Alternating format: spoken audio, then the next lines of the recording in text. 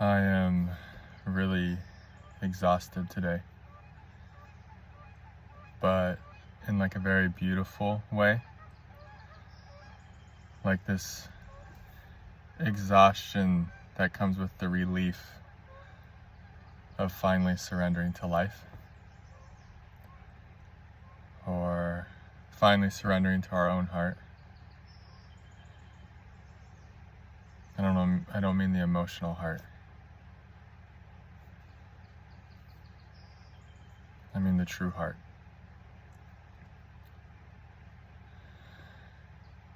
And that's sort of how this journey unfolds. I've recognized that it's just life taking one layer after another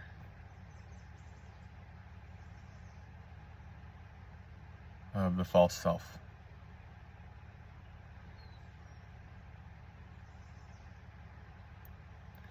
It's like we go as far as we can with each new layer of the false self. We go as far as we can with it until we can't literally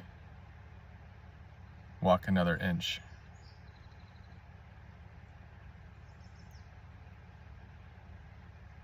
As that aspect that we're identified with. It gets either too exhausting, too painful. Sometimes we have to let go of it abruptly.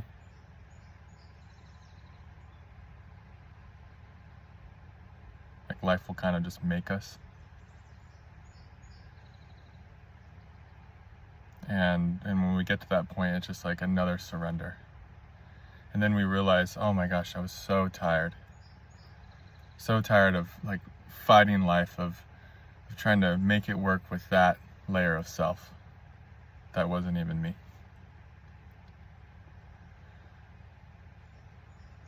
That was like that layer, we recognize, oh, that was just trauma.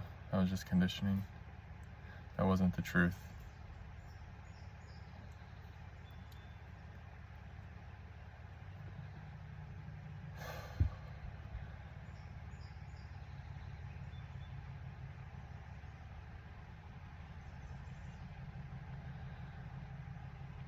So that's what I'm basking in today.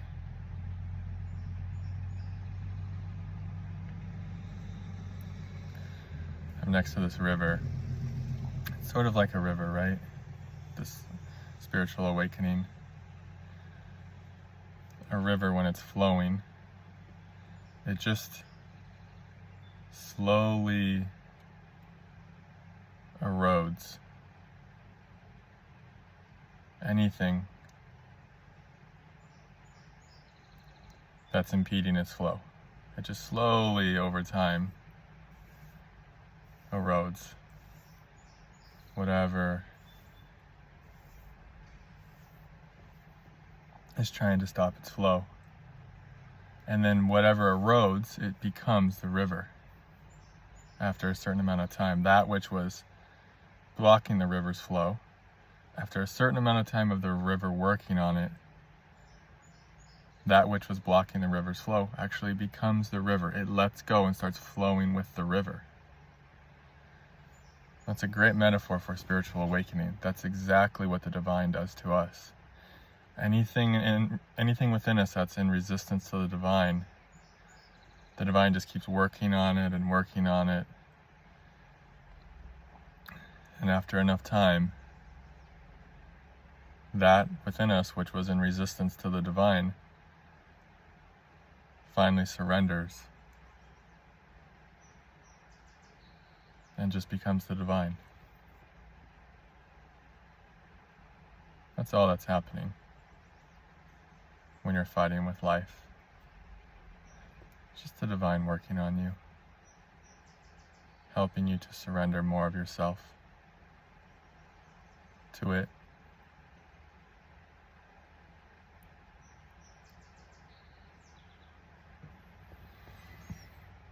Oh, it feels so good to be landed back in the true heart.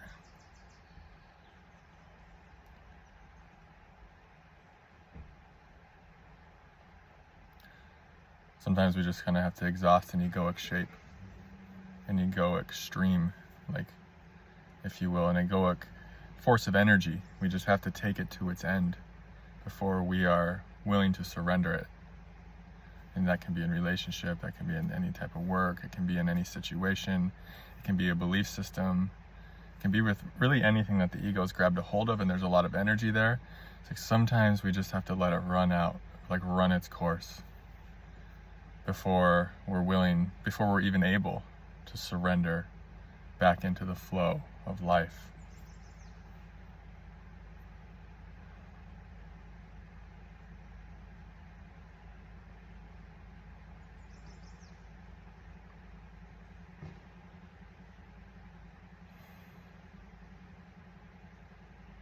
And when that surrender happens, when we've fully exhausted whatever layer of ego that we're kind of experiencing out,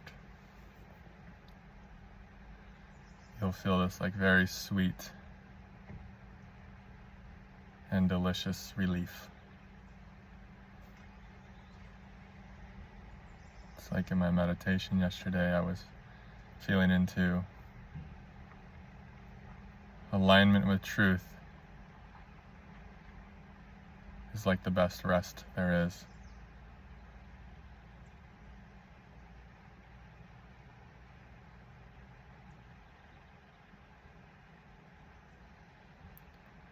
Just feel like a lot of this peaceful transmission.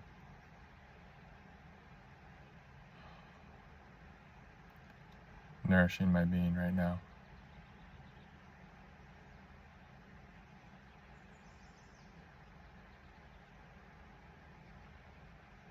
Kind of taking me.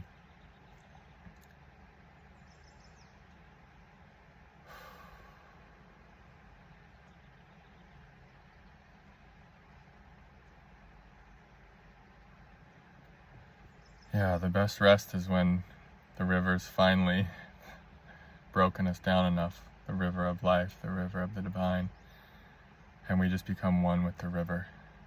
No more fighting. Just this open state of surrender to life.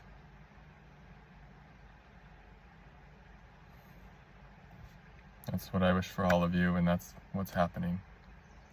Regardless of what it might feel like, that's what's always happening. So if you're feeling in resistance to life, know that the resistance is going to be broken down inevitably, eventually. And that you will start knowing yourself as the river. Not that which is fighting the river. I love you guys. Thanks for your support. Thanks for being here. These videos resonate. I'll leave a donation link in the description box. Other than that, I just wish you guys well. Wish for you so many blessings. And may we all rest in the river of life.